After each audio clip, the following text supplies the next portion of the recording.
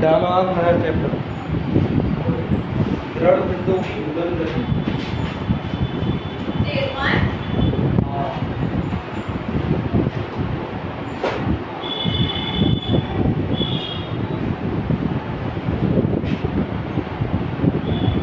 अपने आप में बहुत इंपॉर्टेंट चैप्टर है, आसानी से समझ में नहीं आएगा ये। ठीक है, दृढ़ पिंडों की घूर्णन गति, rotational motion of rigid body.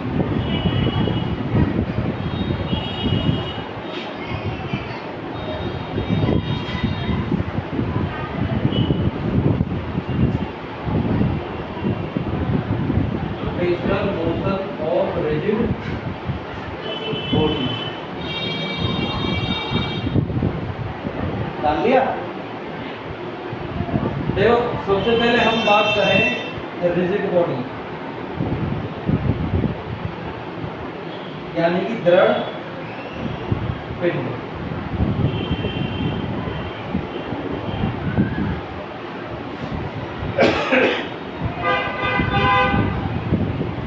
इसके बारे में कुछ बताओ, क्या होते हैं दृढ़ पिंड? नहीं पता? जैसे मान के चलो हमने एक कंटेनर लिया, उसमें दूध भर के हम आगे लेके जा रहे हैं, ठीक है? तो क्या ये दूध जो इस दीवार की साइड में है और जो इस दीवार की साइड में है, आगे जो हम लेके जा रहे हैं, क्या वो यहाँ फिक्स रहेगा? नहीं रहेगा, ये तो घूमता रहेगा ना। इसमें आई बात समझ में? जो दूध लेके जा रहे हैं वो तो घूमता रहेगा या ना घूमता रहेगा। यानी कि कोई भी ऐसी वस्तु जो अगर गति कर रही है, तो उसका जो कोई भी वस्तु है, उसके जो कण है उनके बीच की दूरी कैसी है? फिक्स। गति कर रहे हैं और बीच की दूरी कैसी है? फिक्स। तो वो पिंड कैसे हो जाते? दृढ़ पिंड। अगर बीच की दूरी फिक्स नहीं हो रही गति करने के साथ साथ, तो वो दृढ़ पिंड नहीं होंगे। हमारे बॉडी है, आदमी का शरीर है, ये दृढ़ पिंड है या नहीं है? है। हम मान के चलो हम ऐसे चल रहे हैं, फिलहाल हमारी कंडीशन है ये, या ऐसे करके है, और जो हाथ के जो कण है उनकी दूरी इस समय फिक्स है। हम आगे चले, जरूरी है ऐसे चलते रहेंगे? ये हाथ नीचे कर लिए या थोड़ा एक हाथ आगे ये पीछे होते रहते हैं ऐसे, तो ये दूरी इनकी जो है वो फिक्स कहाँ रही? ना रही ना। तो जो आदमी का शरीर है वो दृढ़ पिंड नहीं है। बात आ गई समझ में? यानी कि गति करने के साथ साथ जो दो बिंदु हैं, जो भी हम मान रहे हैं, गति करने के साथ साथ उनके जो बीच की दूरी है वो कैसी होनी चाहिए? फिक्स। अगर फिक्स है तो ये दृढ़ पिंड है, और अगर दूरी फिक्स नहीं है तो ये दृढ़ पिंड नहीं। आगे बात समझ में? ठीक है।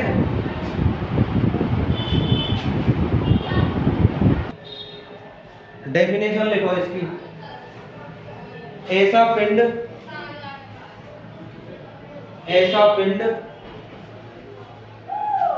जिसकी एक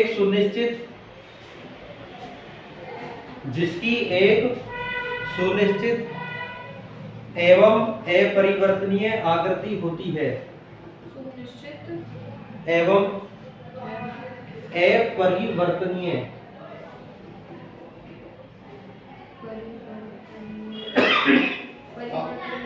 आकृति होती है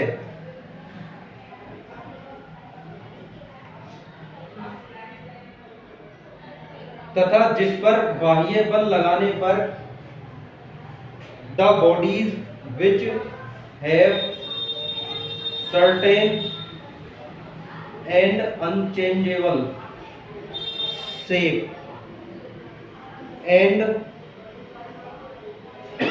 तथा जिस पर बाह्य बल लगाने पर उसके कणों के बीच की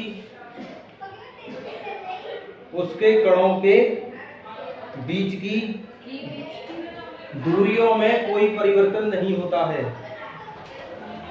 and there is no change between the particles of this body on applying external force. क्या लिखा हमने? जिस पर बाह्य बल लगाने पर उसके कणों के बीच की दूरियों में कोई परिवर्तन नहीं होता है, दृढ़ पिंड कहलाते हैं, आर कॉल्ड रिजिड बॉडीज, दृढ़ पिंड कहलाते हैं। अब देखो इसकी जो आगे की इंपॉर्टेंट कहानी है वो ये है कि जो ये दृढ़ पिंड है ये किस तरह से गति करेंगे। तो अगली हेडिंग डालो, दृढ़ पिंडों की गति, दृढ़ पिंडों की गति। ये चैप्टर बहुत खतरनाक है, आसानी से समझ में नहीं आएगा। दृढ़ पिंडों की गति, मोशन ऑफ रिजिड बॉडी,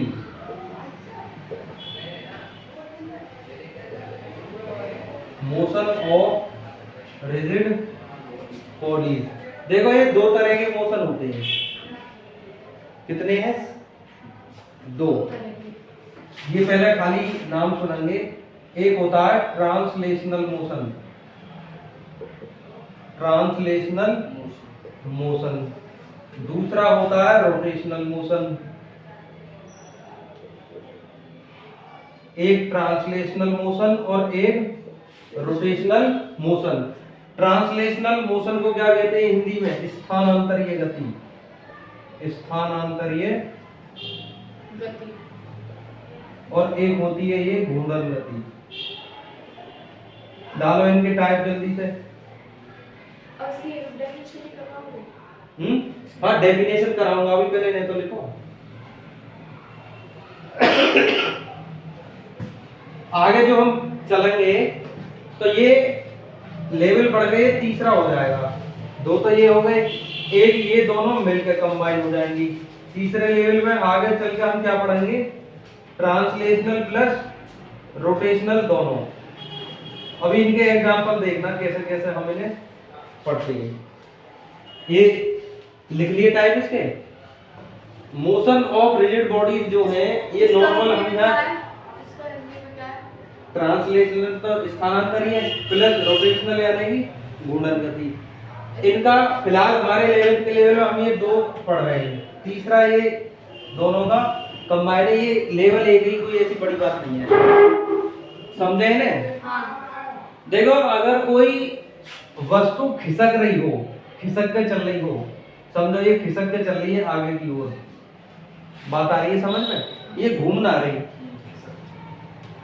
ये खिसक रही है आगे की ओर, तो यानी कि जो ये अपना स्थान परिवर्तन कर रही है, अपनी जगह से हिल रही है। क्या कर रही है? स्थान परिवर्तन कर रही है। जो ये यहाँ का बिंदु है, अगर ये वस्तु यहाँ आ गई तो ये बिंदु यहीं रहेगा। ऐसे तो ना ये घूम कर नीचे आ गया। समझने की कोशिश करो।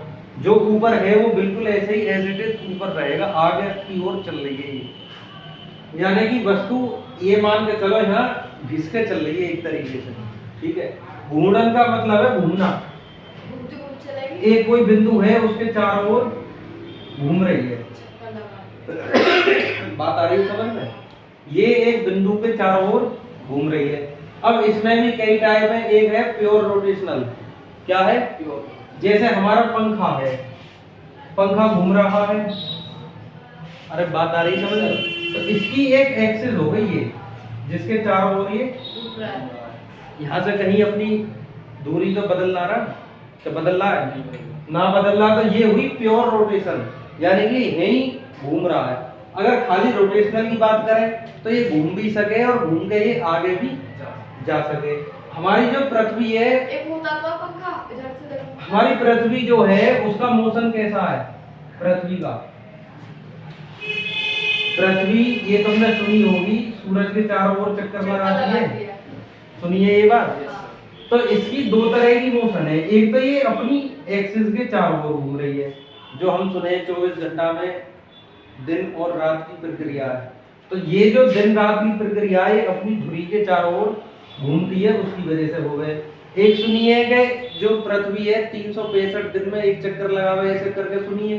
365 दिन 6 घंटे, 365 दिन 6 घंटे में एक चक्कर लगावे, तो ये यहाँ से चलेगी लौट के वापस यहीं आ जाएगी। तो ये जो चक्कर हुआ ये तो हुआ 365 दिन 6 घंटे। तो ये कौन सी हुई? ट्रांसलेशनल, यानी कि इसकी स्थान जो है वो बदल रहा है। और अपनी अक्ष के चारों ओर जो घूम रही है वो 24 घंटे में दिन और रात, वो कौन सी है? घूर्णन गति। वो कौन सी है? ये बात समझ में आ गई। अपनी अक्ष के चारों ओर जो घूम रही है ये, वो हुई घूर्णन गति। और स्थान जो बदल रही है वो कौन सी हुई? स्थानांतरीय गति। ठीक है, पहली हेडिंग डालो स्थानांतरीय गति। तो पृथ्वी की जो गति है वो कैसी है? दोनों है, ट्रांसलेशनल प्लस रोटेशनल। ठीक है, चलो नमस्ते। नमस्ते, बैठो, जल्दी लेट हो गया आज, जल्दी बैठो।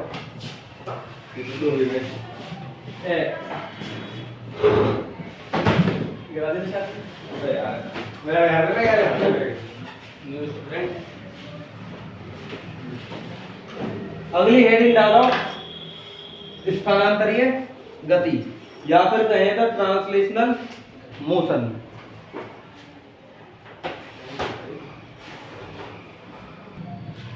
पहली हेडिंग डाल के इसमें लिखो जल्दी, जब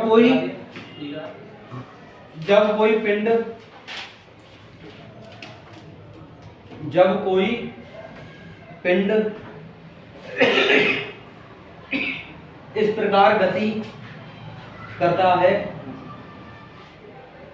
जब कोई पिंड इस प्रकार गति करता है कि उसके सभी कणों का वेग, जब कोई पिंड इस प्रकार गति करता है कि उसके सभी कणों का वेग समान हो,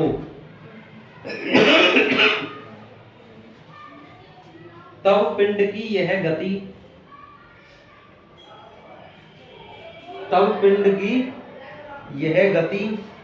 स्थानांतरीय गति कहलाती है। तब पिंड की यह गति स्थानांतरीय गति कहलाती है। When a body moves such that each particle of the body moves with same velocity, then the motion of this body is called translational motion। ये बात आ गई समझ में? यानी कि कोई भी वस्तु है, उसके जितने भी कण हैं वो समान वेग से आगे की ओर बढ़ेंगे। अच्छा, एक मिनट बात सुनो। ऐसे करके कभी बात सुनी है कि जो पृथ्वी है इसके चारों ओर ये ग्रह चक्कर लगाते हैं? सर, पृथ्वी है, फिर जुपिटर है, ऐसे करके। तो हमारी जो पृथ्वी है वो कितने दिन में चक्कर लगा है? 365 दिन और 6 घंटे, ये लिखी हुई है। ठीक है, अब इससे जितने भी दूर की ओर हम चलेंगे, जो दूर की ओर ग्रह हैं, तो वो 365 से ज्यादा दिन लगेंगे। बात आ रही है समझ में? ना आ रही? जितने पास आएंगे वो दिन, क्योंकि पास होने की वजह से चक्कर जल्दी लगा देंगे। जैसे जैसे दूर जाएंगे, दूरी बढ़ेगी, तो चक्कर लगाने में टाइम ज्यादा लगेगा। अब मैं ये कह रहा हूँ कि ये कोई एक सेंटर है, इसके चारों ओर कोई एक वस्तु चक्कर लगा रही है। अब वस्तु का कोई ना कोई आकार तो होगा। इसके पास की जो मैं कहूँ कण है वो चक्कर लगाने, जल्दी चक्कर लगा देंगे। और जो दूर वाले हैं इन्हें टाइम न लगेगा ज्यादा चक्कर लगाने में। बात समझने की कोशिश कर रहा हूँ। जो पास होंगे उन्हें टाइम कम लगेगा, जो दूर होंगे उन्हें टाइम ज्यादा लगेगा। क्लियर है ये बात? यानी कि हाँ, जो वेग है उसमें थोड़ा सा अंतर आ जाएगा। नारी बात समझ में? स्थानांतरीय गति में क्या है? कोई भी वस्तु है, उसके जितने भी कण हैं वो समान वेग से गति कर रहे हैं। यानी कि जो जितने भी पार्टिकल हैं सेम वेलोसिटी से आगे की ओर मूव करेंगे। अब अगली हेडिंग डालो घूर्णन गति, रोटेशनल मोशन। रोटेशनल मोशन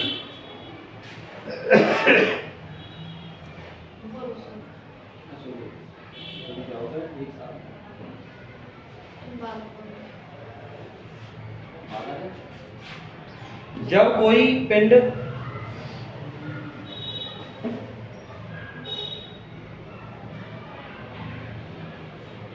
किसी निश्चित अक्ष के परितः जब कोई पिंड किसी किसी निश्चित अक्ष के परितः के परितः वृत्तीय पथ पर गति करे, वृत्तीय पथ पर गति करे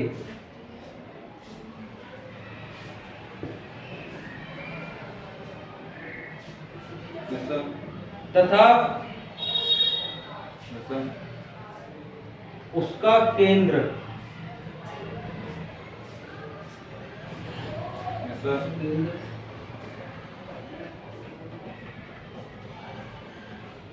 उस अक्ष पर स्थित हो, किस अक्ष पर, जिस अक्ष के परिचय वो गति कर रहा हो। मेरा कहने मतलब ये कोई सेंटर है, वृत्तीय पथ पर गति कर रहा है तो ये अक्ष जो है ये सेंटर पे होनी चाहिए। स्थित होने के बाद उस अक्ष पर तब पिंड की यह गति, तब पिंड की यह गति, तब पिंड की यह गति घूर्णन गति कहलाती है, घूर्णन गति कहलाती है।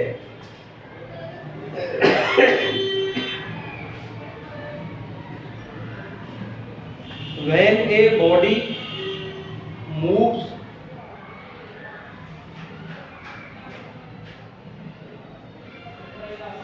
around a certain axis in a circular path and the center of this path is at the axis about the body rotates, then the motion of this body is called rotational motion। ठीक है, अब एक minute ध्यान दो। ये ऐसे मान के चलने कोई अक्ष है, इसके चारों ओर क्या हो रहा है, जो बॉडी है वो वृत्तीय पथ पर गति कर रही है। तो अब इस वृत्तीय पथ की जो त्रिज्या होगी उसे कहेंगे हम घूर्णन त्रिज्या। क्या कहेंगे? घूर्णन त्रिज्या। यानी कि जो बॉडी जिस अक्ष के परितः गति कर रही है, इस अक्ष की जो त्रिज्या होगी यानी कि वृत्तीय पथ की, उसे घूर्णन जो गति कर रही है वस्तु, उसकी क्या कहेंगे? घूर्णन त्रिज्या। क्या कहेंगे? घूर्णन त्रिज्या। लिखो इसी में। हाँ, पिंड जिस निश्चित अक्ष के परितः, पिंड जिस निश्चित अक्ष के परितः, पिंड जिस निश्चित अक्ष के परितः घूर्णन गति करता है, घूर्णन गति करता है,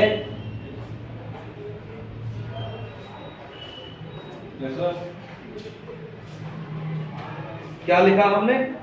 पिंड जिस निश्चित अक्ष के परितः घूर्णन गति करता है उसे घूर्णन अक्ष कहते हैं, उसे घूर्णन अक्ष कहते हैं।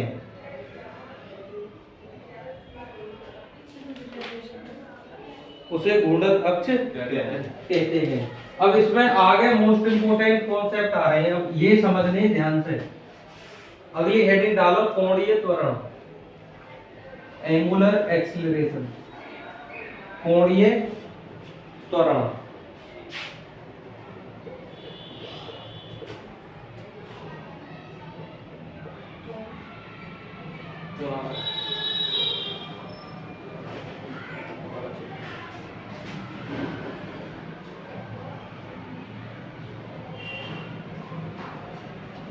अब थोड़ा सा देखो, ये एंगुलर वाली जो चीजें हैं ये लीनियर से बिल्कुल मैच खाती नहीं है। वहां ए इक्वल टू हम क्या पढ़ते थे? यानी कि वेग परिवर्तन की दर को क्या कहते थे हम? रेखीय त्वरण। ये बात सबसे पहले दिमाग में बैठानी है। इससे पहले हमें ये बात जाननी है कि इसे हम अल्फा से डिनोट करें। किससे? यहाँ ए की जगह क्या आ जाएगा? अल्फा। क्या आ जाएगा? ये d अपॉन dt सेम रहेगी। v वहां हम क्या जानते थे? वेग, रेखीय वेग। यहाँ वेग क्या होता है? ओमेगा। w नहीं, ओमेगा। ये बात आ रही है समझ में? ये जितनी भी हम कोणीय की चीज पढ़ेंगे ये रेखीय वाले बदलने बस हमें, इनके जो नोटेशन है ये चेंज करने हैं। वहाँ ए होता था, यहाँ क्या है अल्फा, वहाँ बी होता था, यहाँ बी की जगह क्या है ओमेगा। यहाँ से डेफिनेशन क्या बनी, यहाँ हम क्या पढ़ते थे, वेग परिवर्तन की दर। कौन सा वेग, रेखीय वेग। कौन सा वेग, रेखीय। यहाँ क्या होगा, कोणीय वेग। कौन सा, इसे हम क्या पढ़ते थे, रेखीय वेग परिवर्तन की दर। अरे ये तो पढ़े, रेखीय वेग परिवर्तन की दर को क्या कहते थे, रेखीय त्वरण। यहाँ रेखीय की जगह क्या हो जाएगा, कोणीय। कोणीय वेग परिवर्तन की दर को कोणीय त्वरण कहते हैं। लिखो कोणीय, अरे इन्हें कुछ मत लिखो, ये कुछ ना लिखना, ये समझ में तो आ गया, ठीक है लिखो जल्दी। कोणीय वेग परिवर्तन की दर को कोणीय त्वरण कहते हैं। अरे ना आया समझ में, कोणीय वेग परिवर्तन की दर को कोणीय त्वरण कहते हैं। लिख लिया, the rate of change in angular velocity is known as angular acceleration. ठीक है,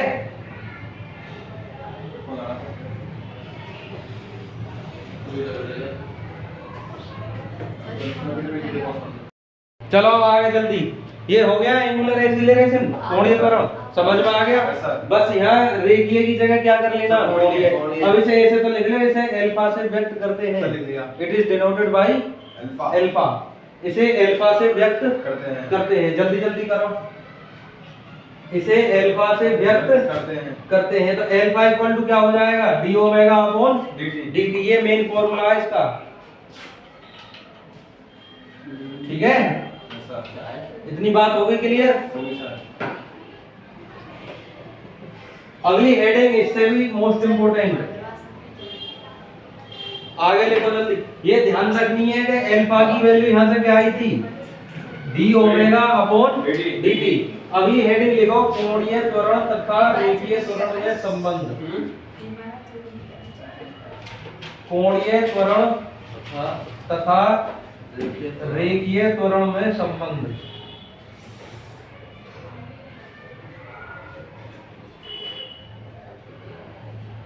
रिलेशन बिटवीन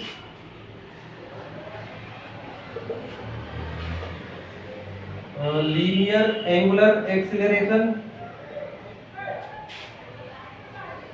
ये मैं शॉर्ट में लिख रहा हूं, एंड लीनियर एक्सीलरेशन।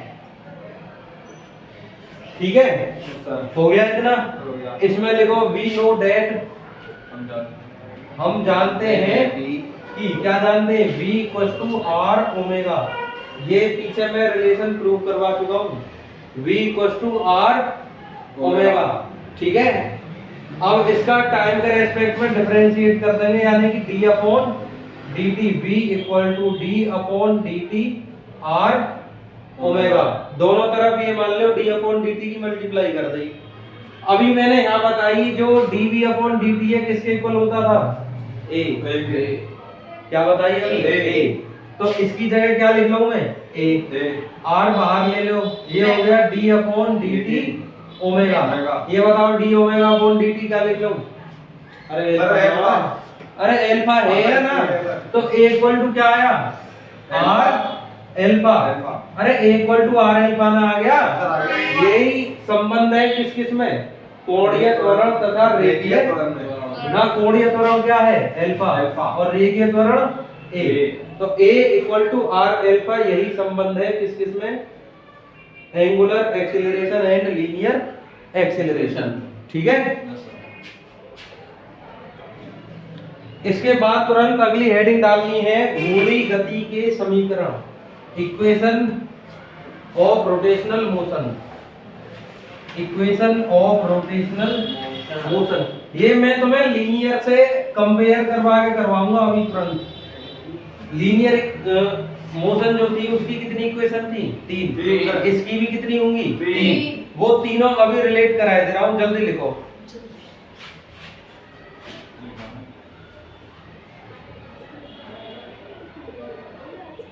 कुछ कर नहीं equation of rotational motion, equation of rotational motion. देखो इससे पहले तुम्हें 5 नोटेशन याद करनी, दिमाग में ये बिल्कुल सेट होने चाहिए।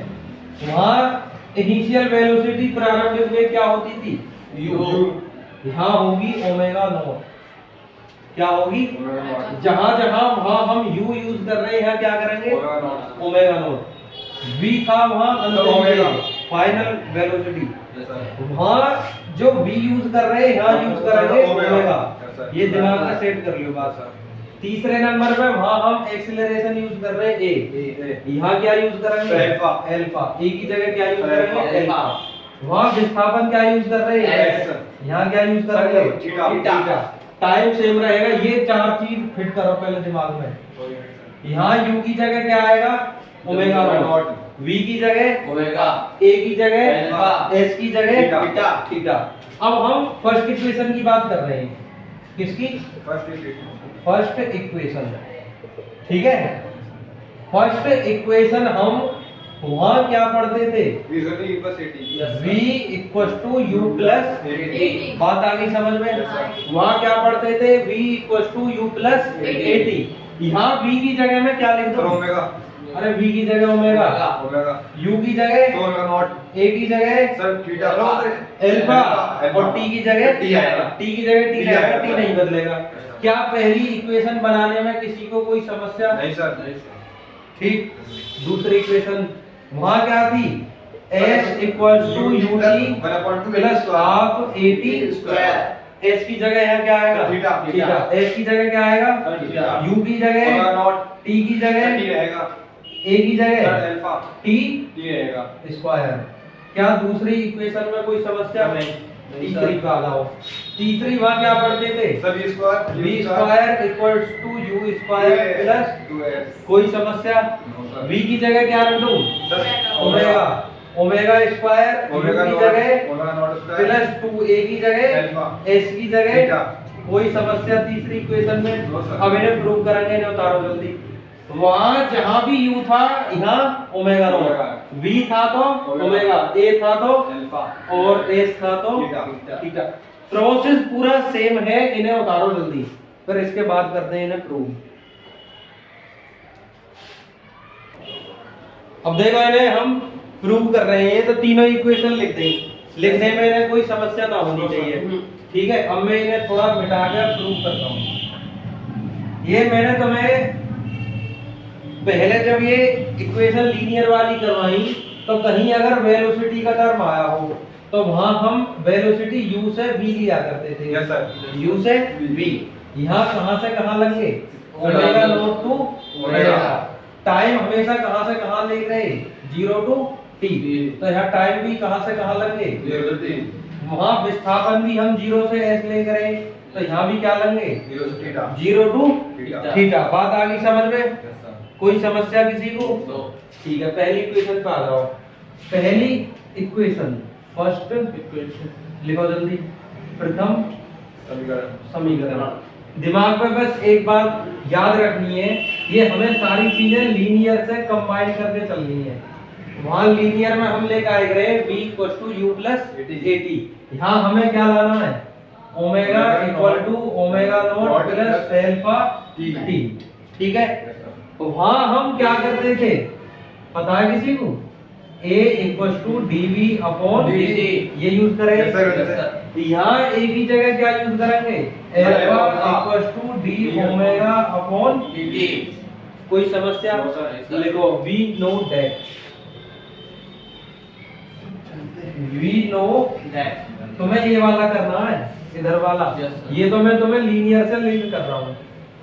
ठीक है, alpha equal to d omega upon dt। अरे ये यहाँ तक कोई समस्या? ये तो फर्स्ट इक्वेशन है ही, ये हमें प्रूव करके लानी है। हम जानते हैं alpha equal to d omega upon dt। ठीक है, अब यहाँ से डी ओमेगा इक्वल टू क्या हो जाना चाहिए? अल्फा। अरे dt की इसमें मल्टीप्लाई हो जाएगी अल्फा में, बात समझ में आई ना आई? Yes sir. D omega equal to alpha dt। अब ये बताओ, इसका हमें इंटीग्रेट करना है। ऑन इंटीग्रेटिंग, समाकलन करने पर इसका समाकलन कर रहे हैं हम डी ओमेगा। ओमेगा की लिमिट बताओ कहां से कहां तक? 0 ओमेगा नॉट से ओमेगा तक। Omega naught to equal to alpha dt। Limit इस t वाले टर्म की लेनी है। अच्छा। dt है यानी कि t की लिमिट 0 टू t। ये लिमिट मैंने पहले लिखवा दी है। अगर कहीं भी d ओमेगा आवे तो ओमेगा नॉट से ओमेगा लिमिट लेनी है। कहीं भी dt आएगा तो 0 से t, कहीं भी d थीटा आएगा तो 0 से थीटा। ठीक है। अब ओमेगा का इंटीग्रेशन, d ओमेगा का ओमेगा, लिमिट ओमेगा नॉट से ओमेगा, एल्फा बाहर, dt का इंटीग्रेशन t और ये 0 टू t।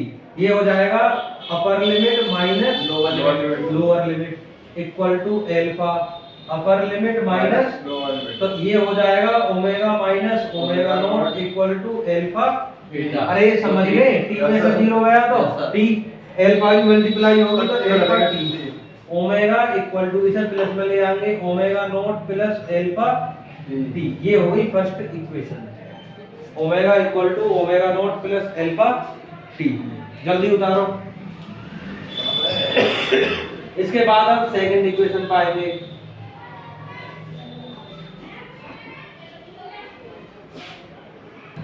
ये पहली इक्वेशन हो गया। अब इसके बाद देखो दूसरी इक्वेशन। ये लिमिट वगैरह सारी चीजें याद रखनी है। Okay sir. अब मुझे सेकंड इक्वेशन का प्रोसेस बताओ, पहले क्या करते थे अब क्या करें। सेकंड इक्वेशन डालो जल्दी। देखो सेकंड इक्वेशन पहले थी हमारी s equals to ut plus half at square. अब यहाँ s की जगह थीटा, u की जगह ओमेगा नॉट, 1/2 a की जगह अल्फा t स्क्वायर। ये हमें प्रूव करनी है। तो मैं यहाँ देखो लीनियर वाले से कंपेयर करके चल रहा हूँ। ठीक है। लीनियर में हम क्या करते थे, v equals to ds upon dt ये पढ़ते थे। Yes sir. यहाँ से ds इक्वल टू क्या आ जाता था, v dt। v की जगह हम फर्स्ट इक्वेशन की वैल्यू रख लिया करते थे u plus at into dt। तो यहाँ से ds equals to u dt plus at dt। ये इतना काम करने के बाद इसका इंटीग्रेट कर देते थे। अब सेम प्रोसेस ये करना है। इसमें लिखो v नोट है, हम जानते हैं कि देखो यहाँ v की जगह क्या आएगा, ओमेगा इक्वल टू s की जगह थीटा अपॉन dt। बात आ गई समझ में। v की जगह ओमेगा, s की जगह थीटा अपॉन क्लियर। यहाँ से d थीटा इक्वल टू क्या आ जाएगा, ओमेगा dt। कोई समस्या? यहाँ से पहली इक्वेशन से ओमेगा की वैल्यू क्या आ जाएगी बताओ जल्दी, omega naught plus alpha t into dt। अब dt की अंदर मल्टीप्लाई कर लेंगे तो d theta equal to omega naught dt plus alpha t। कोई समस्या यहाँ तक? फिर इसका क्या कर लेंगे अब हम, समाकलन, इंटीग्रेट यानी कि समाकलन। लिखो on integrating, on integrating. Integrating जब इसका इंटीग्रेट करेंगे हम तो क्या हो जाएगा,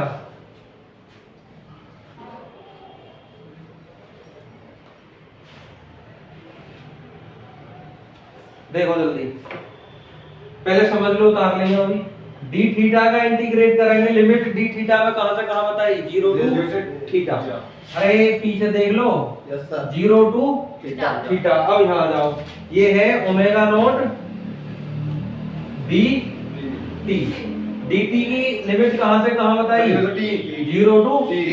आगे आ जाओ, ये है एल्फा t और dt का टर्म आया लिमिट 0 टू t। यहाँ तक कोई समस्या?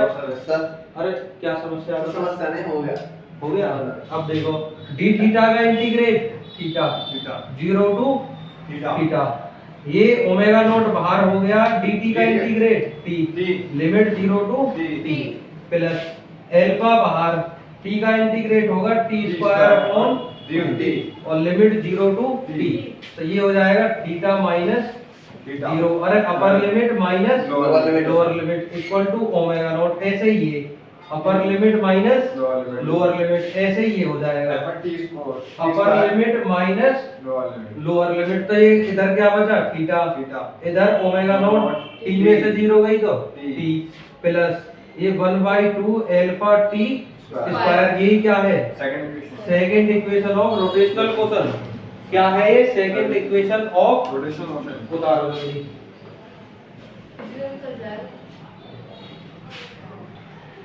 ये ना उतारनी इसमें, ये खाली लीनियर वाली समझाई है तुम्हें, ये लीनियर का कॉन्सेप्ट क्या था और यहाँ रोटेशनल का कॉन्सेप्ट क्या है, ये खाली समझाने के लिए है, उतारना ये सब है, ठीक है। अब सेकंड होने के बाद कौन सी इक्वेशन आएगी, थर्ड इक्वेशन। अब थर्ड का कॉन्सेप्ट समझो,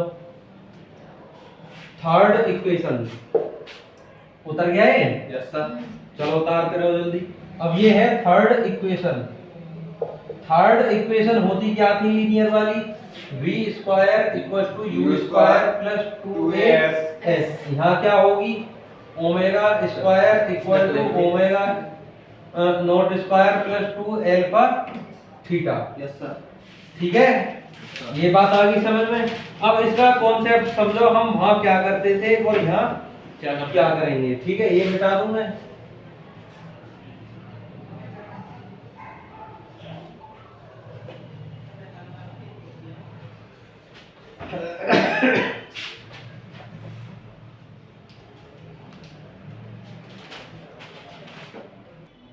ये देखो उस कॉन्सेप्ट से भी आ जाएगी और यहाँ एक इसका नया कॉन्सेप्ट है, इससे भी आ जाएगी।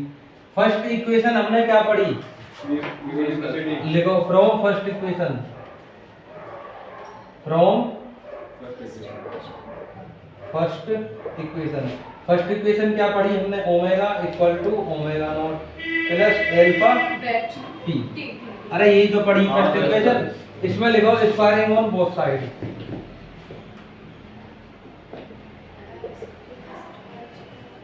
Squaring on both side. जब दोनों साइड का स्क्वायर करेंगे तो ये क्या हो जाएगा ओमेगा स्क्वायर, और इस साइड का स्क्वायर करेंगे तो omega naught plus alpha T का स्क्वायर। बात आ गई समझ में। अरे इसका स्क्वायर ओमेगा स्क्वायर, इसका स्क्वायर करेंगे तो ये पूरा होल स्क्वायर हो गया।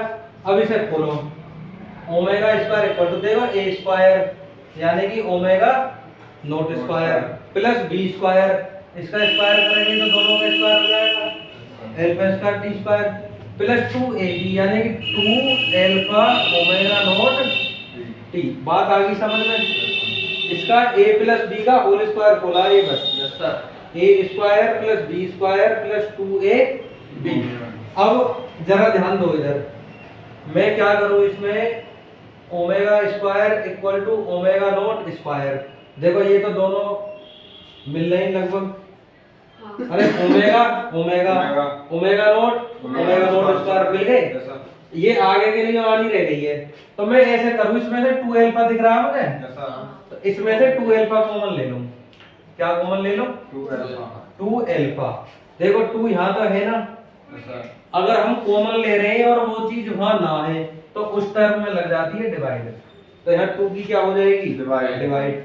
अल्फा है यहाँ स्क्वायर है, एक अल्फा ले लिया तो कितना अल्फा बचा एक, और t square as it is, ठीक है। यहाँ क्या बचा 2 अल्फा कॉमन ले लिया तो क्या बचा ओमेगा नॉट टी। बात आ गई यहाँ तक समझ में, ठीक। आगे देखो, अरे देख लो एक बार 2 अल्फा कॉमन लिया, 2 इसमें है ना, 2 नहीं है तो 2 की डिवाइड हो जाएगी, ठीक है। अब ये हुआ omega square equal to omega not square plus 2 alpha. इसे मैं सही से लिख देता हूँ, ओमेगा नॉट टी तो लिख देता हूँ आगे, प्लस इसे 1/2 अल्फा टी स्क्वायर लिख दे रहा हूँ। क्या लिख रहा हूँ 1/2 अल्फा टी। बात आ गई समझ में। 1/2 आगे लिख लिया अल्फा टी स्क्वायर, ये वैल्यू मिलेगी ये वाली ना है, yes sir. Omega naught T plus 1/2 alpha T square. इसकी जगह क्या लिख सके थीटा लिख सके है ना।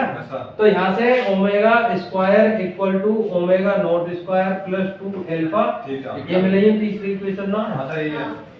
अरे यही तो है तीसरी इक्वेशन। Yes sir. सही है, तो करो इसे जल्दी। ठीक है, आज इतना ही कर लेंगे, बाकी कल और भी ज्यादा इम्पोर्टेंट है ये चैप्टर, अभी 2 दिन लग जाएंगे कम से कम। ठीक है, बाकी कल देखते हैं।